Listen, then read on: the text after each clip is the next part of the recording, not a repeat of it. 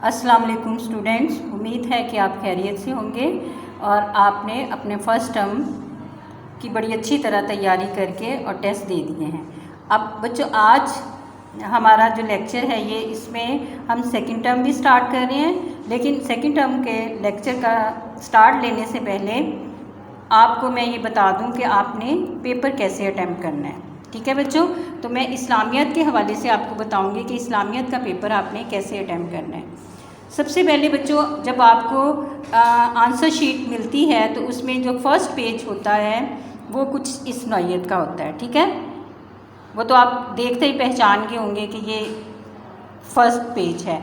तो ये first page आपने किस तरह फिल करना है ये मैं आपको अभी गाइड किए देती हूँ।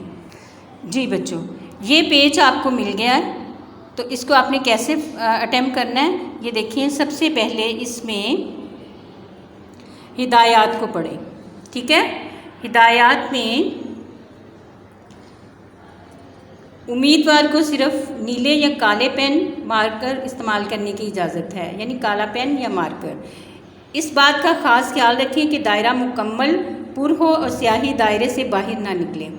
मसलन सही, गलत और ये भी गलत है। अब ये सही के सामने जो दायरा फिल हुआ हुआ है वो बिल्कुल दुरुस्त है, इसी तरह आपने भी फिल करना है। और गलत के सामने जो दायरा फिल हुआ हुआ है वो इनकम्प्लीट है और इंक भी बाहर निकली हुई है, और इस गलत के सामने भी सही फिलिंग नहीं हुई है। अब इसके बाद अगला पॉइंट देखिए, कागज़ को मोड़ना या स्टेपल करना मना है। दायरों के ऊपर दी गई मखसूस जगह पर रोल नंबर और पेपर कोड लिखने और नीचे दिए गए दायरों को इस तरह पुर करें कि हर खाने में एक हिंसा आए। ये ख़ास तौर पर ये नोट करें, एक से ज़्यादा दायरों को पुर करने, काट कर पुर करने की सूरत में मज़कूरा जवाब जो है, जो आपने जवाब लिखा है और जो आपने जवाब चुनकर जिस पर टिक लगा लिया और जो दायरा फिल किया है वो रोल नंबर पेपर कोड गलत तस्वुर होगा। यानी अगर आपने पेपर कोड का भी दायरा जो है वो काट कर दोबारा फिल किया है या वो उसको इनकम्प्लीट किया है तो वो आपका गलत तस्वुर होगा, जिसकी तमाम तर जिम्मेदारी तालिबे इल्म पर होगी। इसके बाद ये इंग्लिश में भी यही इंस्ट्रक्शंस हैं। अब ये देखें, ये ऊपर आपके दिया हुआ है, ये है पेपर कोड और ये है रोल नंबर, यानी इसमें रोल नंबर के डिजिट। फ़र्ज़ करें कि आपका रोल नंबर है, आपका रोल नंबर है 5,23,332। 5 लाख, ये देखिए इस तरह दायरा फिल। इससे पहले आपने इनमें अपना रोल नंबर लिखना है। 5,23,332। ये देखिए, फ़र्ज़ करें कि ये आपका रोल नंबर है। अब इसकी आपने फिलिंग कैसे करनी है, ये देखिए इसमें दूसरे वाले में 2 कहाँ लिखा हुआ है, ये है। अब ये तीसरे वाले में 3 आ रहा है, ये इस तरह।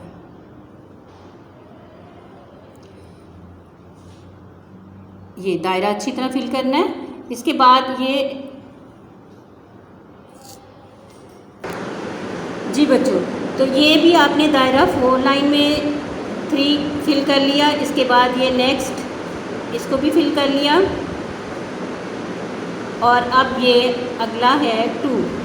ये ले बच्चों, ये अचानक बाय चांस इसमें 3 आ गए हैं, वरना ये डिजिट चेंज भी हो सकते हैं। चलिए, ये तो एक फ़र्ज़ किया हुआ रोल नंबर था ना।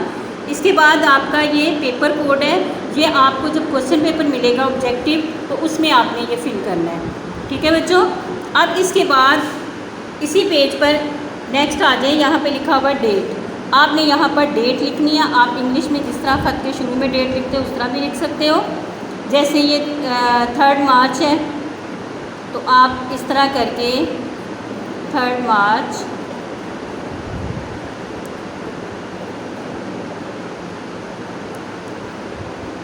टू 21, 20 चल रहा है, लेकिन नेक्स्ट पेपर आप जब दोगे बोर्ड के तो वो यही ईयर होगा।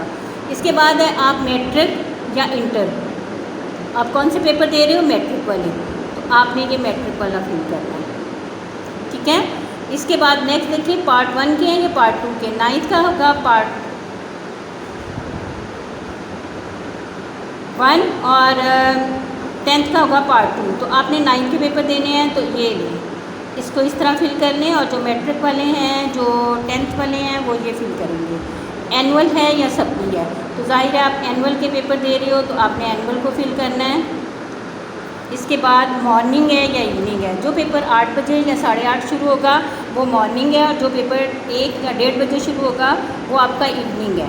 तो आप मॉर्निंग में जा रहे हो तो मॉर्निंग वाला फिल कर लें। इसके बाद आपका सब्जेक्ट कौन सा है, तो आपका सब्जेक्ट है इस्लामियात, ठीक है बच्चों। ये इस तरह भी लिख सकते हो और सीधा भी लिख सकते हो।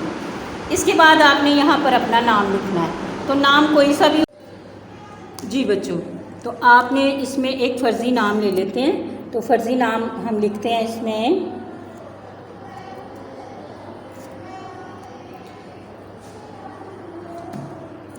फ़र्ज़ी नाम कोई सा भी लिख सकते हैं, अनम,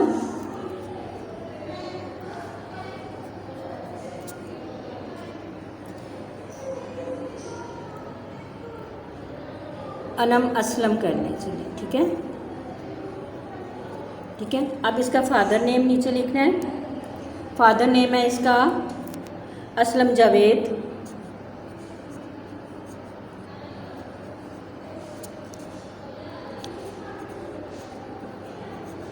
ठीक है। अब इसके बाद रोल नंबर लिखना है इन वर्ड्स, तो बच्चों यही वाला रोल नंबर हमने लिखना है। तो ये देख लें किस इसकी लेंथ ज़्यादा है, तो आपको ये इतना ही आपके पास कॉलम होगा, तो आपने इसमें यहाँ से स्टार्ट करेंगे तो फिर सही आएगा। तो इसका रोल नंबर हमारा देख लिया आपने, इसको पढ़ना भी आपने सीख कर आए हो ना, 5,23,332, ठीक है बच्चों। तो अब इसको हम कैसे लिखेंगे, ये देखिए इन वर्ड्स कैसे लिखा जाएगा। यहाँ से स्टार्ट करते हैं, 5 लाख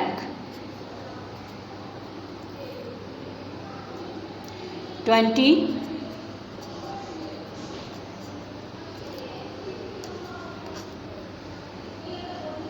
3,000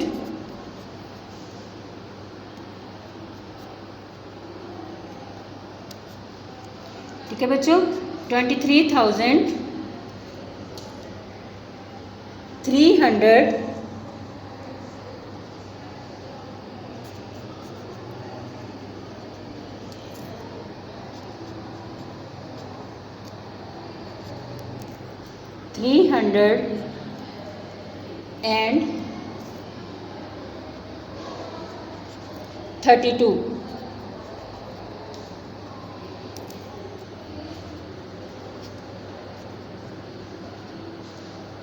ये बच्चों हमने इसको वर्ड्स में लिख दिया। इसके बाद नीचे देखें सिग्नेचर ऑफ कैंडिडेट है, तो इसमें आपने सिर्फ अपना नाम ही लिखना है। तो ये देखिए, ये नहीं है कि आपने कोई कुगी लगा देनी है कि जो समझ ही ना आए एग्जामिनर को, तो ये आपने इस तरह अपना नाम ही लिख देना है, ठीक है बच्चों। अब ये देखें सिग्नेचर ऑफ डिप्टी सुपरिटेंडेंट, तो ये डिप्टी सुपरिटेंडेंट इस पर साइन करेगी, आपकी ज़िम्मेदारी सिर्फ ये है कि आपने उसे साइन करवा लेनी है, ठीक है। अब बच्चों आपको मारूज़ी पेपर मिल गया है, और मारूज़ी पेपर जब आपको मिल जाए तो इसमें सबसे पहले अपना नाम लिखें। आपका क्या नाम था, अनम असलम। रोल नंबर अपना लिखें 5,23,332, ठीक है बच्चों। स्कूल में तो सेक्शन चलता है, स्कूल में सेक्शन लिख दें, कोई सा भी लिख दें, ए लिख दें, बी लिख दें, सी लिख दें, ठीक है। अब इसमें ये देखें कि इसमें हमने इस पेपर में ये जो फर्स्ट पेज था इसमें ये पेपर कोड नहीं फिल किया था, क्योंकि मैंने बताया था कि पेपर कोड आपको इस पेपर में मिलेगा। तो ये स्कूल का पेपर है तो इसमें पेपर कोड नहीं बताया हुआ, लेकिन ये एक और मेरे पास पेपर है पुराना पड़ा हुआ, उसमें देखें, ये देखें कोड नंबर लिखा हुआ है, नज़र आ रहा है ना। तो ये कोड 5860 5860 ये अब हमने वो फर्स्ट वाले पेज में फिल करना है। तो ये हमने इसमें भी इसी तरह करना है 5 8 6 और 0, ये देखिए, ठीक है। ये हमारा पेज अब बिल्कुल कंप्लीट हो गया। अब ये देखिए, ये जो हमें क्वेश्चन पेपर मिला है इसमें जो सारे ये MCQs दिए हुए हैं, हर सवाल के आखिर में 4 मुमकिन जवाब दिए गए हैं, इनमें से एक दुरुस्त है, दुरुस्त जवाब पर टिक का निशान लगाएं। तो सबसे पहले इसको सॉल्व कर लेते हैं, ठीक है। इसको इस पहले को पढ़ा, इसमें 10 दिए हुए हैं, ये आपने नहीं लिखनी नंबरिंग, ये लिखी हुई आपके पास आएगी। ये पेपर बाय चांस मेरे पास ऐसा आ गया कि जिसमें ये नंबरिंग नहीं है, लेकिन आपने नहीं लिखनी, बस आपने ये देखना है कि इसमें ये जो है उर्दू में दिया हुआ है अलिफ बे जीम और दाल।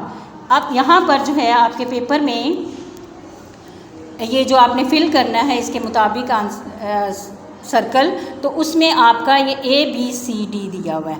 तो अलिफ A हो गया और ये बे B हो गया और जीम C हो गया और ये D हो गया, ठीक है बच्चों, ये पता चल गया। अब इसमें से जो आपने जवाब दुरुस्त किए हुए हैं उनके मुताबिक आपने उसी को फिल करना है। जैसे ये फर्स्ट वाला है तो इसमें आपका जवाब B वाला दुरुस्त हो गया, सेकंड वाला है, ये फ़र्ज़ किया हुआ है बच्चों, मैं उधर से नहीं देख रही हूँ अभी, ये D वाला सही हो गया, ये A वाला सही हो गया और ये 10 दिए हुए हैं। तो आपने तरतीब से 10 ही करने हैं, आपने ऐसा हरगिज़ नहीं करना कि बीच में एक गलत कर दिया 7 तो उसको पकड़ के ये 11 में फिल कर दें, तो वो आपका गलत तस्वुर होगा, ठीक है बच्चों।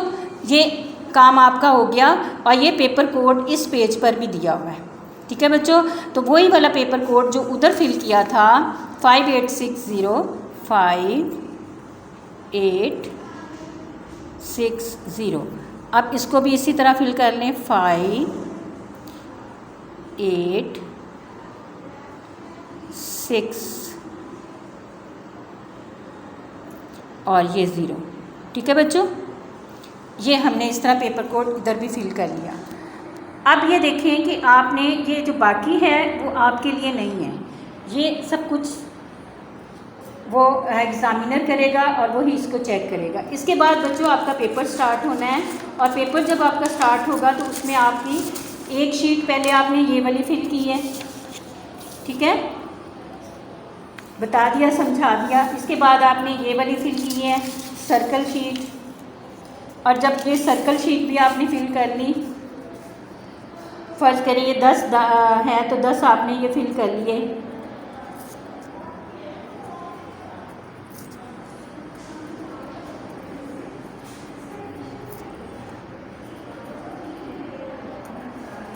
ये आपका ना कंप्लीट हो गया, ये फ़र्ज़ किए हुए हैं, ठीक है। अब ये एग्ज़ामिनर चेक करके इसके नंबर वो खुद ही देगा। आपका एक काम ख़त्म हो गया इस पेज पर। अब आपका शीट जो आपको मिली हुई है उनमें ये 3rd शीट आती है। 3rd शीट में आपने सबसे पहले आपने ये जो नंबर है ये आंसर शीट नंबर है, ये आपका प्रॉब्लम नहीं है। वो बोर्ड वाले जो होते हैं वो इस हिसाब से अपने पेपर्स को तरतीब वगैरह देते हैं। तो वो दस्तखत निगरान, तो दस्तखत निगरान ये स्कूल के पेपर में होते हैं, तो इसमें आपकी टीचर आपके साइन करेगी। इसमें वहाँ पे होगा ये डिप्टी सुपरिटेंडेंट के दस्तखत, तो वो आपने करवा लेने हैं लाजमी। इसके बाद ये देखें रोल नंबर हिंसों में होता है, तो रोल नंबर हिंसों में कैसे लिखा जाता है, जिस तरह मैंने अभी बोला था रोल नंबर आपने यही वाला लिखना है जो कि ये था आपका रोल नंबर, ठीक है, पहली शीट पे किया था 523332। तो ये 5,23,332 5,23,332 ये हो गया बच्चों। अब ये रोल नंबर अल्फाज में है, तो रोल नंबर अल्फाज में आपने इस तरह लिखना है 5 लाख 23,332। ठीक है बच्चों। अब आपने यहाँ पर अपना नाम लिखना है, अनम असलम। ठीक है।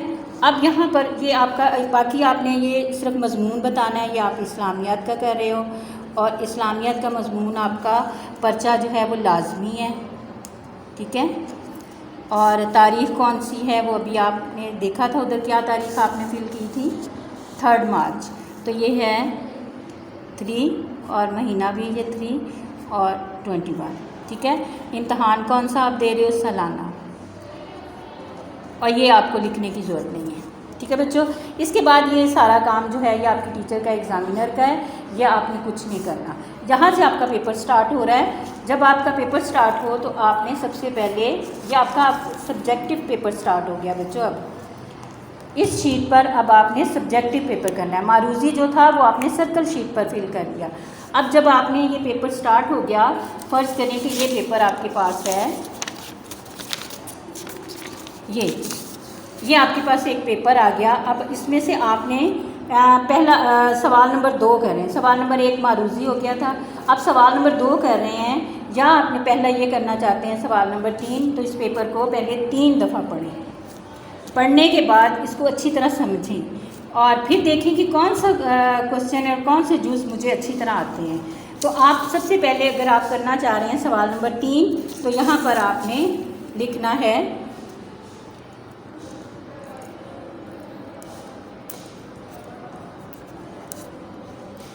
सवाल नंबर, और वही आपने नंबरिंग देनी है जो कि पेपर में दी हुई है।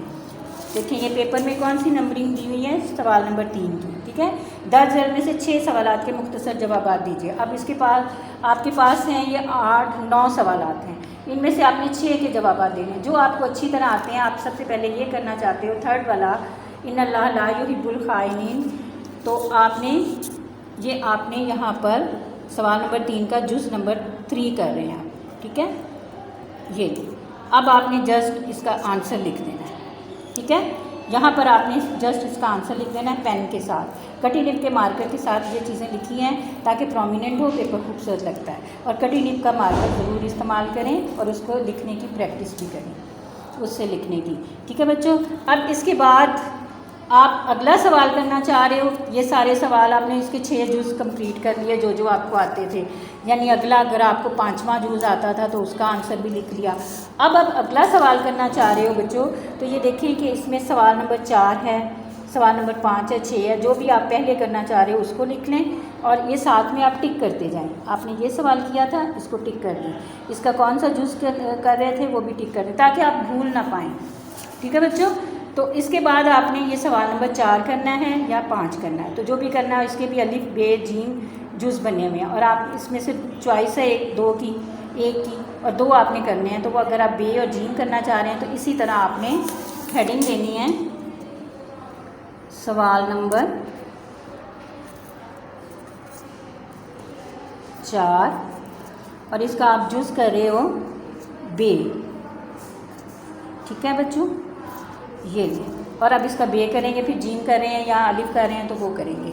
ठीक है बच्चों। इस तरह आपको समझ आ गई, इसी तरह पूरा पेपर आपने करना है। अब हम अपना सेकंड टर्म का फर्स्ट लेक्चर देखते हैं। इसमें हमने सबसे पहले पढ़ना है अदरसुस्सानी, अलिफ पार्ट है इसका, और सूरह अनफाल की आयत नंबर 29 ता 37। ठीक है। अब इसमें बच्चों ये इसका तर्जुमा एज़ यूजुअल जिस तरह मैं आपको पढ़ाकर उसके पसे मंज़र का सारा वाक़या हालात समझा देती हूँ, तो इसी तरह अब मैं पढ़ा रही हूँ।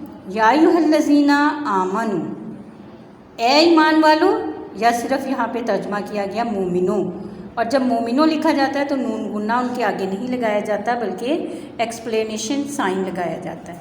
ठीक है। जिसका मतलब होता है कि ये मुखातिब किया गया है। तो वैसे इसका तर्जुमा जहाँ कहीं भी है अगर इस तरह किया हुआ है कि ए मोमिनो, ए ईमान वालो, तो भी सही है।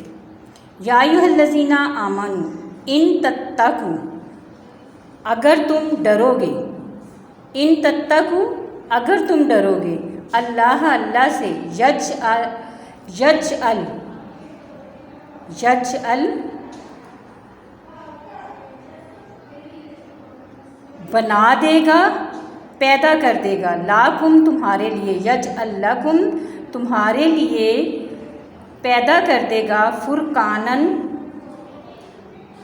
अमरे फ़ारक यानी फ़र्क करने वाली चीज़, जिससे नुमायाँ हो जाए, कोई दो चीज़ों में फ़र्क इस तरह किया जाए कि वो नुमायाँ हो जाए कि दोनों चीज़ों में क्या फ़र्क है। तो अल्लाह ताला कह रहा है, मोमिनो अगर तुम खुदा से डरोगे तो वो तुम्हारे लिए अमर फ़ारिक पैदा कर देगा। अमर क्या होता है? काम। तो फ़ारिक यानी फ़र्क ज़ाहिर करने वाला, तो अमर फ़ारिक पैदा कर देगा। और यानी, अब यानी ब्रैकेट में देने का मतलब यह है कि इसकी अरबी ऊपर नहीं है, लेकिन इस आयत का मतलब क्या है, कहने का मतलब क्या है अल्लाह ताला का, वो ये सिर्फ़ एक लफ्ज़ यानी से पता चलता है। तो इसलिए ये भी तर्जुमे का हिस्सा ही समझें और इसको याद किया करें। तो यानी तुमको मुमताज़ कर देगा। मुमताज़ का मतलब क्या होता है? नुमायाँ कर देना, वाज़े कर देना और फ़ौक़ियत दे देना।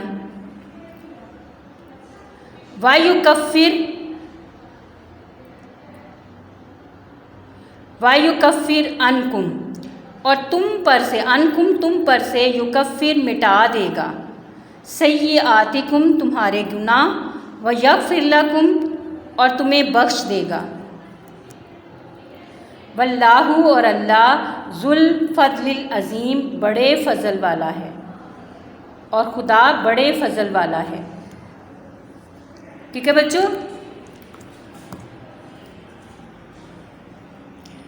व इज़ और जब, यमकुरू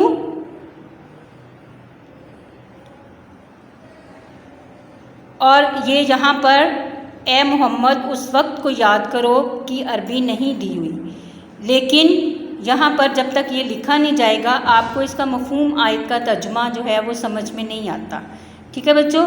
तो वह इज़ यमकुरू बिका, और जब चाल चल रहे थे, अल्लज़ीना वो जो, कफ़रू काफिर हैं, लियुस्बितू का कि तुमको कैद कर दें, और यक़्तुलू का या तुमको नाउज़ बिल्लाह कत्ल कर दें यानी जान से मार डालें, और युखरिजू का या तुम्हें निकाल दें। अब कहाँ से निकाल दें? यानी वतन से।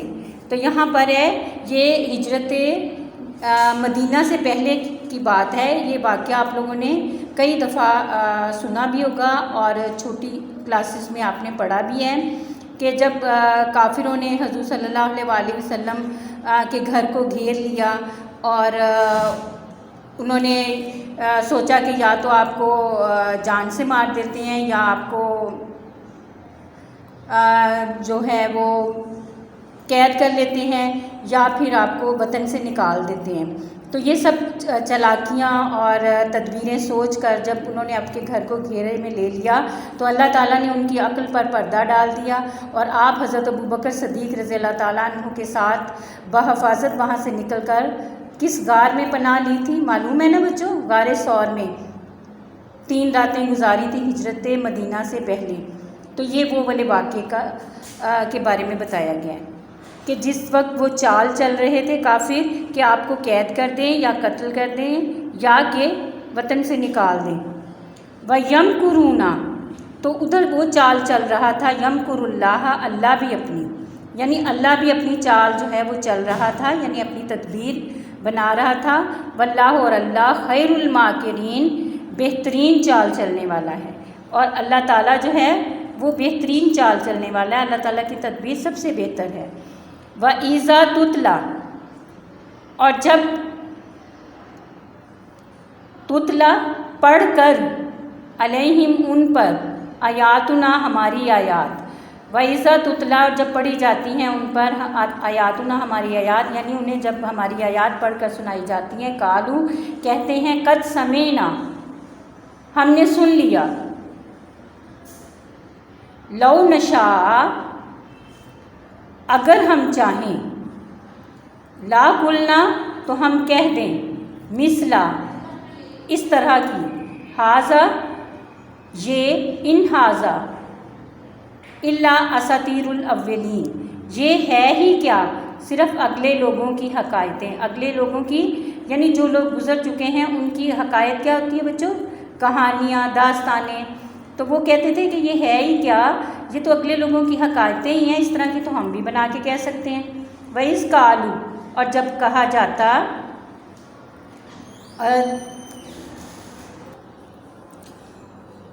और जब वो कहते हैं यानी उन्होंने कहा अल्लाहुम्मा, ए रब या ए अल्लाह, ए खुदा, इन काना, है, हाजा हुवल हक्का, ये वो हक या वो सच्चाई, मिन इंदिका, तुम्हारी तरफ से। यानी वो अल्लाह ताला से कहने लगे कि ए खुदा, अगर ये कुरान तुम्हारी तरफ से बरहक है यानी सच है, फ़अम्तिर, तो फिर हम पर बरसा, अलैना, हम पर, फ़अम्तिर, तो फिर बरसा, हिजारतन, पत्थर, मिनस्समाए, आसमान से। यानी अगर ये कुरान, ए अल्लाह, अगर ये कुरान तुम्हारी तरफ से बरहक है, सच है, तो हम पर आसमान से पत्थर बरसा, आवे तीना, या फिर हमें दे भी अजाबिन, अजाब, अलीमिन, यानी या कोई और तकलीफ़ देने वाला अजाब भेज। ठीक है बच्चों, आवे तना भी अजाबिन अलीम, यानी कोई तकलीफ़ देने वाला अजाब भेज। यानी वो खुद अल्लाह ताला के मुकाबिल आ रहे हैं और कह रहे हैं कि अगर ये बरहक है ये कुरान, तो फिर हमें कोई तकलीफ़ देने वाला अजाब भेज, या फिर हम पर आसमान से पत्थरों की बारिश कर, यानी हम पर पत्थरों का अजाब कर। वमा काना, और अल्लाह ना था, अल्लाह, ये देखिए माँ का लफ्ज़ ना के लिए उस वक्त इस्तेमाल होता है जब ज़ोर देना होता है, तो यहाँ पर ज़ोर दे के कहा गया है कि वमा कान अल्लाह, और अल्लाह ऐसा ना था, लियुअज़्ज़िबहुम, कि उन्हें अजाब दे, व अंता फ़ीहिम, और तुम उनमें थे। ये तुमसे मुराद हज़ूर सल्लल्लाहु अलैहि वसल्लम है, और हज़ूर सल्लल्लाहु अलैहि वसल्लम चूँकि बच्चों रहमतुल लिल आलमीन हैं, वो सारी कायनात के लिए रहमत हैं, तो इसलिए जब रहमत उनमें थी तो फिर अल्लाह ताला ऐसा ना था कि उन्हें फिर एक दफ़ा रहमत दे देने के बाद उन पर अजाब करता। ठीक है बच्चों, तो इसलिए अल्लाह ताला खुद कह रहा है, और खुदा ऐसा ना था कि जब तक तुम उनमें थे उन्हें अजाब देता। ठीक है बच्चों, वमा कान अल्लाह, और अल्लाह ऐसा ना था, मुअज़्ज़िबाहुम, कि वो बख्शिश मुअज़्ज़िबाहुम, कि उन्हें अजाब दे, वहुम यस्तग़फिरूना, और वो बख्शिश मांग रहे हों। यानी यहाँ पर अल्लाह ताला ने अजाब ना देने की, जबकि वो मुंह से अजाब मांग रहे हैं कुफार, और उन्हें अजाब ना देने की दो वजूहात बताई हैं। एक कि हजूर सल्लल्लाहु अलैहि वसल्लम उनमें मौजूद थे, और दूसरी कि वो मग़फ़िरत तलब कर रहे थे यानी बख्शिश मांग रहे थे। और अल्लाह ताला जब ये दोनों बातें होती हैं या इनमें से कोई एक होती है तो अल्लाह ताला किसी कौम पर अजाब नहीं भेजा करता। ठीक है, और यहाँ पर ख़ास तौर पे कह दिया गया कि खुदा ऐसा ना था कि तुम उनमें थे तो उन्हें अजाब देता, या कि वो बख्शिश मांग रहे हों और उन्हें अजाब देता। ठीक है बच्चों, वमा लाहुम, और उनके लिए नहीं है अल्लाह सिवाय युअज़्ज़िबहुम, कि उन्हें अजाब दे, अल्लाह अल्लाह, वहुम, और वो यसुद्दूना,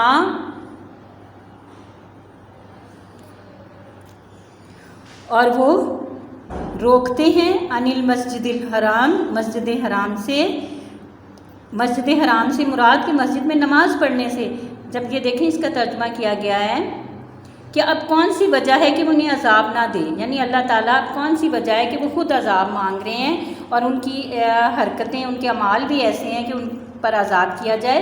लेकिन ऊपर अल्लाह ताला ने दो रीज़न्स बता दी हैं, दो वजूहात बता दी हैं कि किस वजह से उन पर अजाब नाजिल नहीं किया गया। तो अल्लाह ताला कह रहा है कि अब उनके लिए कौन सी वजह है कि वो उन्हें अजाब ना दे। वहुम यसुद्दूना, यानी कि वो क्या कर रहे हैं, उनके अमाल देखिए, अल्लाह ताला बता रहा है वह यसुद्दूना, वो रोकते हैं, अनिल मस्जिदिल हराम, मस्जिद हराम से। तो क्या मतलब है मस्जिद हराम से? में नमाज पढ़ने से। हराम होता है हुर्मत वाली जगह, मोहतरम जगह। तो वो मुसलमानों को मस्जिद हराम में यानी खाना काबा में नमाज पढ़ने से रोकते हैं। वमा कानू,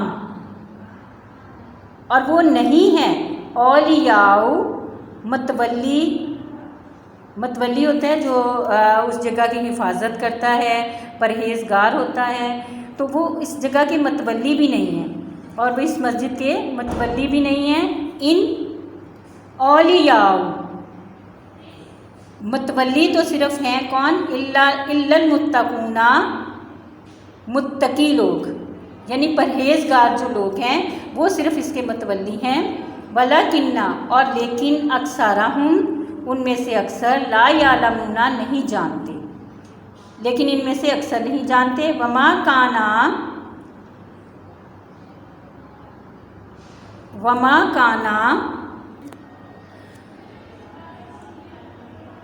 और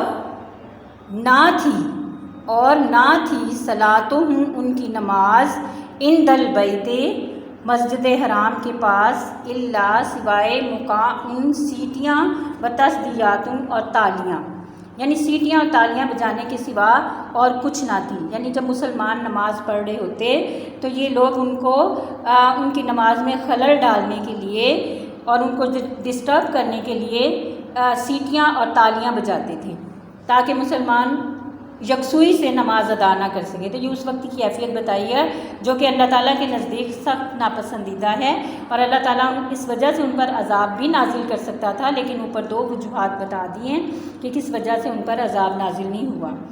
और इन लोगों की नमाज खाना काबा के पास सीटियाँ और तालियाँ बजाने के सिवा और कुछ ना थी। फ़ज़ूकुल अज़ाब बिमा कुंतुम तकफुरूना, फ़ज़ूकुल अज़ाब, और अब अज़ाब का मज़ा चखो। फ़ज़ूकू और चखो, फ़ज़ूकू फिर चखो, अल अज़ाबा, अज़ाब का मज़ा, बिमा कुंतुम, इस वजह से कि कुंतुम, जो तुम करते थे, यानी तुम जो कुफ्र करते थे। तकफुरूना के मानी होते हैं जो तुम इनकार करते, कुफ्र के मानी होते हैं इनकार करना। तो वो अल्लाह ताला की वहदानियत से और नेक राह पर, सही रास्ते पर चलने से इनकार करते थे। हज़ूर सल्लल्लाहु अलैहि वसल्लम की पैरवी नहीं करते थे, अल्लाह की आयात से इनकार करते थे। तो ये सब बातें जो हैं ये कुफ्र में आ जाती हैं। तो जो तुम कुफ्र करते थे अब इसके बदले अज़ाब का मज़ा चखो।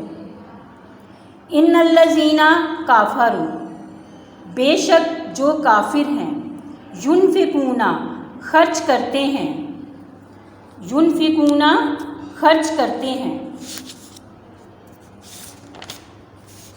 अम्वालहुम, अपना माल, लियसुद्दू, ताकि रोक सकें, अन सबीलिल्लाह, अल्लाह के रास्ते से, यानी खुदा से के रास्ते से रोकने के लिए वो क्या कुछ करते हैं कि अपना माल भी खर्च करते हैं। बच्चों माल भी खर्च करते हैं, जैसे अभी भी एग्ज़ाम्पल है कि अगर कोई शख्स किसी को बुराई पर आमादा करना चाहे और उसको कुछ पैसे दे कि मैं तुम्हें इतने पैसे दूंगा, ये तुम गलत काम कर रहा हो, तो वो शख्स रज़ामंद हो जाए और वो कर दे। तो कुफ़ार का भी कुछ यही हाल था कि वो कहते थे कि अपना माल खर्च करते थे लोगों को, मुसलमानों को तंग करने के लिए।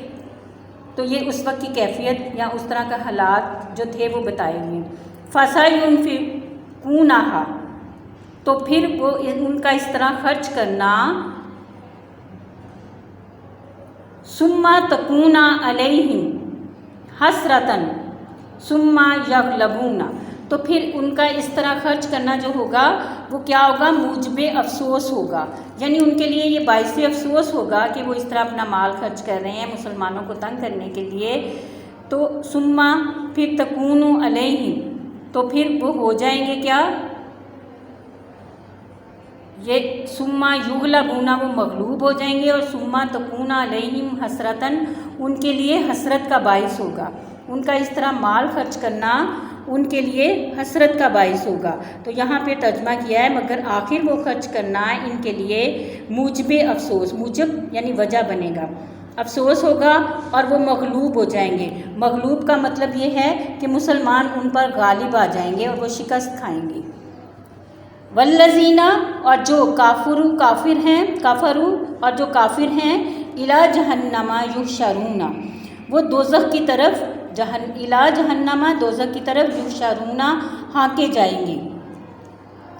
ली यमीज़ल्लाह ताकि खुदा या अल्लाह यमीज़ल खबीसा मिन तय्यिबी ताकि खुदा नापाक को पाक से अलग कर दे। यमीज़ा यानी अलग कर दे, अल्लाह खबीसा नापाक को मिन तय्यिबी पाक से, व यजअला और बना दे अल खबीसा नापाक को बादहु अला बाज़िन यानी बादहु बाज़ को बाज़ पर यानी एक दूसरे पर रख कर, नापाक को एक दूसरे पर रख कर क्या बना दे, ढेर बना दे। फ़यर कुमाहू जमीयन और फिर इनको यरकुमाहू फिर इनके ढेर को सबको इकट्ठा करके कहाँ डाल दे, दोज़ख की तरफ डाल दे यानी दोज़ख में डाल दे। फ़यज अलाहु फ़ी जहन्नामा और फिर इनके लिए बना दे क्या, जहन्नुम यानी इनको फिर दोज़ख में डाल दे। उलाइका हुमुल खासिरूना उलाइका यही वो हैं, वो अल खासिरूना खसारा पाने वाले, खसारा कहते हैं नुकसान उठाने वाले, यानी यही वो लोग हैं जो नुकसान उठाने वाले हैं। तो इसका तर्जुमा क्या किया गया है, यही लोग खसारा पाने वाले हैं। तो खसारा के मानी मैंने बता दिए बच्चों आपको, ठीक है। अब ये देखें अलकालिमात व तराकीब यानी ये अल्फाज मानी दिए हुए, ये ज़रूर याद किया कीजिए, तर्जुमा याद करने से पहले इनको याद किया कीजिए। युस्बितु वो कैद कर दें, असतीरुल अव्वलीन पहलों की कहानियाँ यानी अगलों की कहानियाँ यानी जो लोग हमसे पहले गुजर चुके हैं उनकी कहानियाँ, उनकी दास्तान, जैसे हज़रत यूसुफ अलैहिस्सलाम का किस्सा है या वो सहाबे कहफ का किस्सा है, तो वो सारा कुछ कुरान पाक में बयान कर दिया गया। और भी मज़ीद बहुत से अम्बिया के वाक़यात हैं और एक अलहदा से बुक भी मिलती है बच्चों, क़िससुल अम्बिया, जिसमें अम्बिया की सारी जो कहानियाँ कुरान पाक में बयान की गई हैं वो बयान की गई। मुकाअन सीटियाँ, तस्दियातन तालियाँ, फ़यरकुमाहू वो जमा करे इसे। अब इसके बाद ये इसके क्वेश्चन आंसर हैं बच्चों। इस सबक में तकवा के क्या इनामात बयान हुए हैं, वइस यमकुरू बिकल लज़ीना कफ़रू में किस वाक़या की तरफ इशारा है, और ये वाक़या मैंने अभी तर्जुमा इसका करवाते हुए आपको याद करवाया ना कि कौन सा वाक़या था। गारे सौर में जाने से पहले से शुरू होता है वाक़या और फिर हिजरत मदीना से पहले का वाक़या। कुफ़ार के मुतालबे के बावजूद अल्लाह ताला ने उन पर अज़ाब क्यों नाजिल ना किया। तो ये 3 क्वेश्चन तो ज़्यादा इंपॉर्टेंट हैं। इसके बाद ये हम नोट्स पर आ जाएंगे। नोट्स में ये इबारत का मफ़हूम भी दिया हुआ है, लेकिन मैं आपको फिर कहती हूँ कि मफ़हूम बेशक ना याद करें, लेकिन इसका तर्जुमा अच्छी तरह याद कर लें। अब इसके बाद हम नोट्स पर आएंगे।